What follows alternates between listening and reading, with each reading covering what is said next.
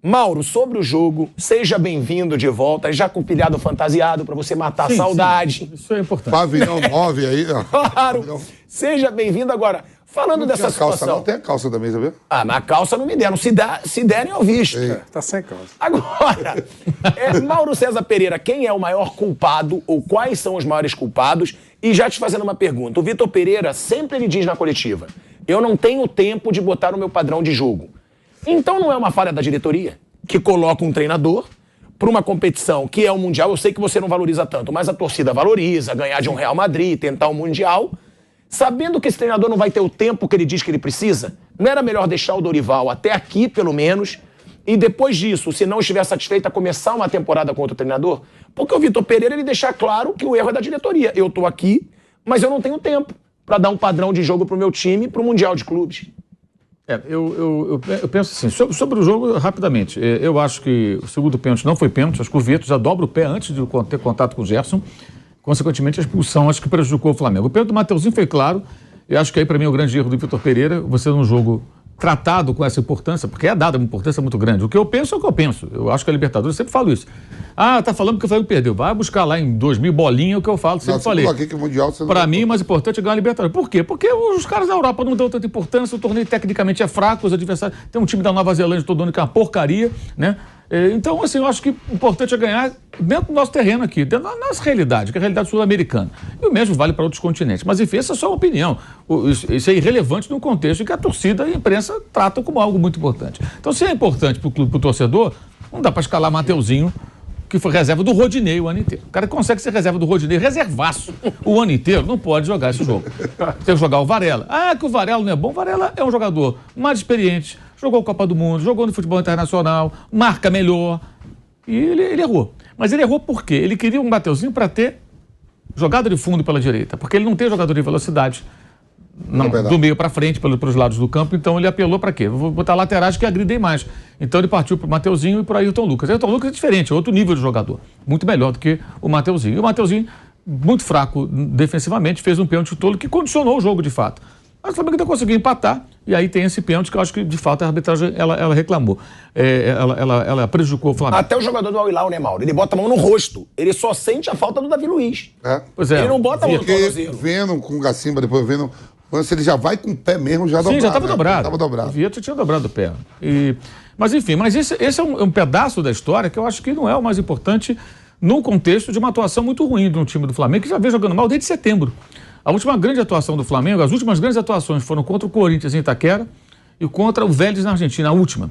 Já contra o São Paulo na Copa do Brasil, jogou mal no Morumbi e venceu, graças ao talento individual de um outro jogador. São Paulo jogou melhor que o Flamengo naquela oportunidade. Criou várias situações, o Santos fez defesas difíceis. Então ali já viu um sinal. E nas finais mesmo não jogou bem contra o Corinthians, contra o Atlético Paranaense com um homem a mais, não jogou bem. Então, eu até disse aqui que eu acho que o Dorival até mereceria a oportunidade de continuar pelos títulos que ganhou. Mas também não acho um absurdo, é uma decisão de quem está na direção. Não acho a decisão absurda. Com esse técnico, acho que eu não vou para lugar nenhum. Ele já bateu no teto, é o limite dele. Ele não vai tirar mais desse elenco. Eu quero mais. Eu tenho um elenco muito caro, eu quero que eles produzam mais. E aí você vai buscar um outro treinador, que é um treinador que eu acho que tem um repertório maior, mas leva tempo. Então, quando você tomar essa decisão, eu acho que junto com a decisão, a diretoria devia dizer o seguinte, olha, tem o Mundial de Clubes, mas nós vamos começar o ano pensando na Libertadores, no Brasileiro e na Copa do Brasil. Mas como assim? Porque nós estamos no padrão. Em queda livre, o time caindo em queda, a insistência com a comissão técnica não garantiria uma recuperação, pelo contrário, a tendência era continuar ruim.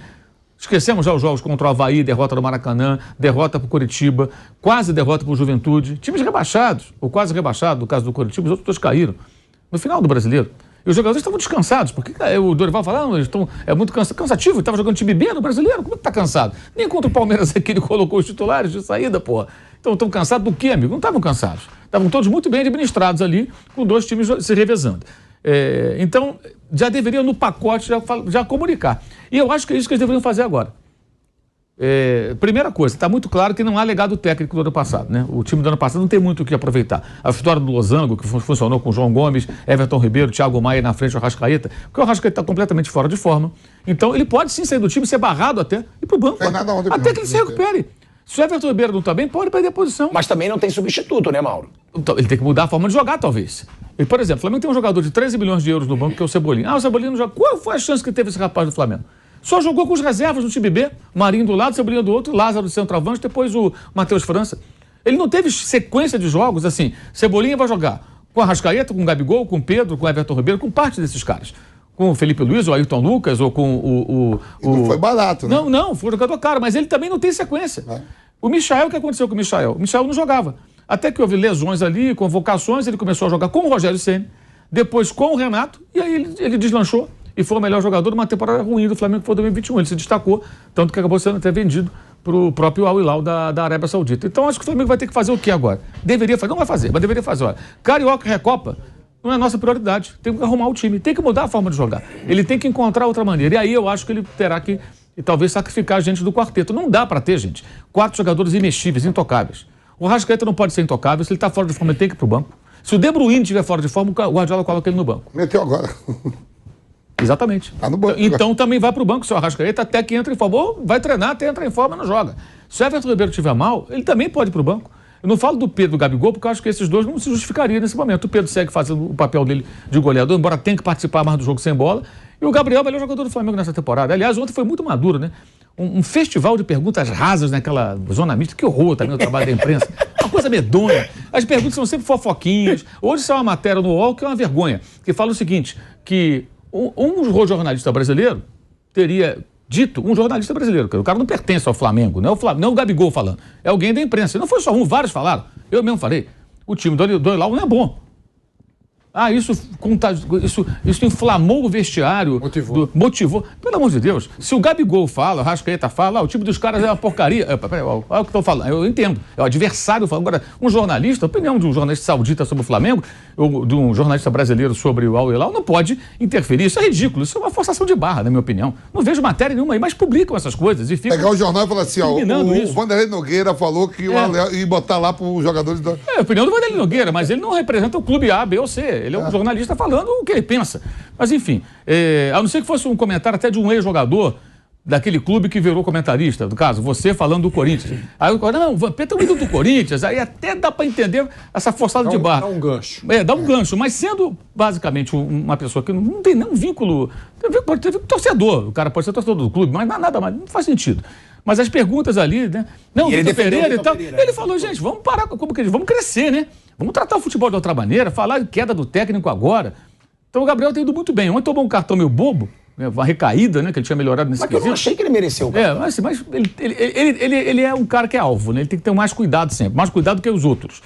Mas ele tem jogado bem, já desde o ano passado, mesmo na queda livre do time, ele sempre generoso na forma de jogar, proporcionando para o Pedro a condição de ser o goleador. O Pedro foi para a Copa, ele não foi, e ele tem papel importante na ida do Pedro para a Copa do Mundo, porque ele foi generoso na forma de jogar, e tem sido mais maduro, e ali ele foi muito bem. Cara, não tem sentido discutir uma coisa dessa, demitir técnico, porque é isso, para ele fazer uma reforma no time, se vai dar certo ou não, é outra história. Fosse o Jorge Jesus, qualquer outro, leva um tempo. O Jorge Jesus perdeu para o Emelec com o Rafinha jogando na linha de meio-campistas, e tomou porrada direto. E o Flamengo poderia ter sido eliminado pelo Emelec, se classificou ali nos pênaltis, no sofrimento danado do Maracanã. Então ele faz o quê? Mandar embora o Jorge Jesus por causa daquilo? Os programas tudo foi em cima disso, viu? Exato. Não é nem o torcedor, os programas mesmo com... Exato. Veio tudo em cima, já tem que cair 4 jogos. Mas é o que acontece. Não, mas eu discordo do Mauro das substituições. Eu acho que o Everton Ribeiro, ele tá bem. Ele não tá numa fase ruim. Eu tô falando dos programas que eu vi. Não, mas eu não estou dizendo que eu não Eu estou dizendo que eu não tiraria o eu Everton não estou dizendo que ele tem que sair. Eu estou dizendo, se não estiver bem, ele pode sair. Não pode ser. O Gabigol pode sair se estiver mal. Hoje não dá nem para falar um negócio desse. Estou dizendo que não pode ter intocável. Não dá para ter uma zaga, Davi Luiz e Léo Pereira, intocável, com o Fabrício Bruno e o Rodrigo Caio à disposição. Se não estiver bem, sai do time. É isso que eu penso. Tirar da zona de conforto, estabelecer disputa por posições. Então ali tem alguns jogadores que estão encastelados e que são intocáveis. Não pode ter intocável. Para isso, o técnico tem que ter o quê? Tem que ter carta branca para trabalhar. E ele vai ter que mexer na forma de jogar do time para colocar um outro padrão de jogo, uma outra forma de atuar. Ele vai querer jogadores velozes. O Flamengo não tem jogador em velocidade no time titular. Então ele quer mais um e tem o Cebolinha que pode fazer esse papel. E aí vai sobrar alguém.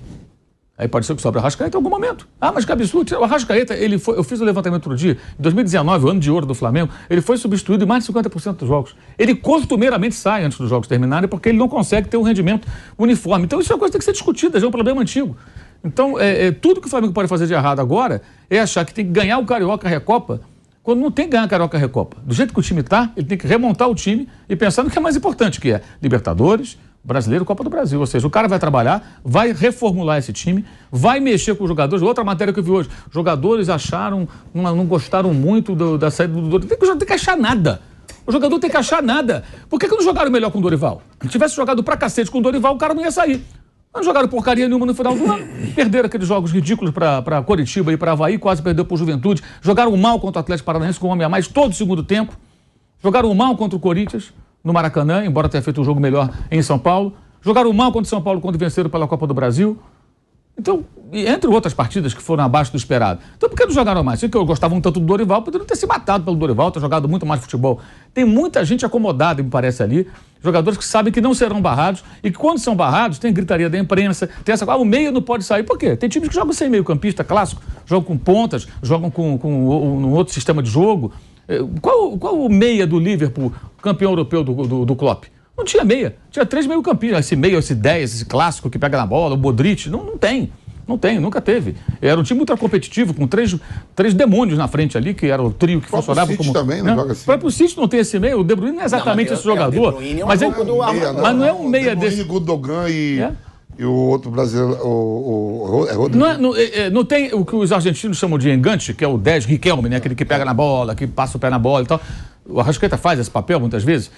Muitos times não têm esse cara. E esse jogador não é fundamental. Como um cabeça de área, tipo o João Gomes, não é fundamental. O futebol pode ser jogado de várias formas. Agora, para o técnico estabelecer uma nova maneira de jogar, vai levar um tempo. Então, vocês não renovaram embora. Não renovaram com o Dorival. Contrataram o Vitor Pereira, podia ser o Jorge Jesus de volta, podia ser qualquer um, podia ser o Guardiola. Vai demandar um tempo. Então, a diretoria, ela erra porque ela não assume esse papel. Vai levar um tempo, a gente vai bancar esse cara aqui. Não fazem isso. É o que acontece daqui a pouquinho, manda embora e traz outro. Fica da tentativa e erro.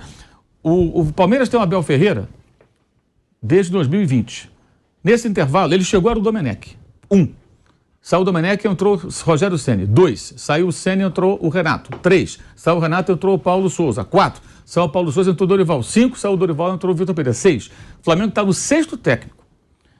Se você pegar as trajetórias de Flamengo e Palmeiras, tem muitas semelhanças nesse período, como, por exemplo, o Flamengo disputou 2 mundiais. Num ele foi à final, fez uma partida muito boa até contra o Liverpool. No outro, um fiasco, foi eliminado ontem pelo Al-Hilal.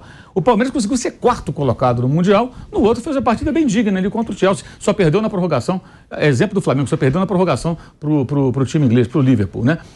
O Palmeiras perdeu um paulista pro São Paulo, o Flamengo perdeu um Carioca pro Fluminense. CRB na Copa do Brasil? Caiu na Copa do Brasil, o Flamengo tomou não foi da primeira forma, tomou uma tamancada vergonhosa também do Atlético do Alberto Valentim, dentro do Maracanã, 3-0, com o Renato Gaúcho, técnico do Flamengo. Então tem muita semelhança, só que a diferença, o Palmeiras quando tomou porrada, o Abel Ferreira, quando ele perdeu pro CRB, a Copa do Brasil, dentro de casa, foi eliminado, perdeu pro Defensa e Justiça e perdeu, assim, a Recopa Sul-Americana. Defensa e Justiça, hein? Não foi pro River Plate, o Boca Juniors, um time grande, foi pro Defensa e Justiça. Perdeu o título paulista pro São Paulo, ficou 18 pontos atrás do campeão brasileiro, que foi o Atlético, ele foi mantido. E ganhou a Libertadores e depois continuou ganhando outras taças, ganhou mais uma agora, a Supercopa no começo desse ano. Então, a diferença fundamental está aí. O Palmeiras conseguiu passar por isso e no Flamengo é sempre essa roda viva. 6 treinadores.